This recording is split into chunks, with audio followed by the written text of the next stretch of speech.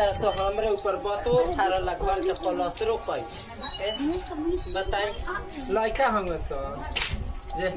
काम करेलु का करी दीदी ना करी के लड़का बारे सब अपना अपन सब देखो तरह से अब बांस काट के ध देले से कहनी की बात थी से जे एथिया होई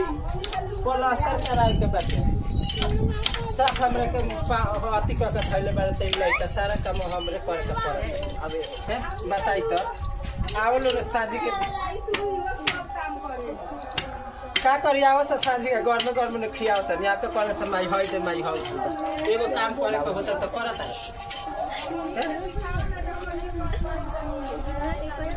आई लो सीख फायदे रहे जाना आयो चलिए बनाए खातिर 500 रुपया मांगत रहे एगो जाना बताई ना 1 घंटा में देखिए कितना बात हम फाड़ देल बनी रे रे ले ना ते के बेटा धन दे दा गोर काटा जाई जाने का करे वाला बात उन करते रह तू ना ते के बेटा दाछो त देखा था घेटे कर धर दी बैठ जी तीरे दे हमरा के जाने का करे वाला बहुत देसी जाता है ना ते के बेटा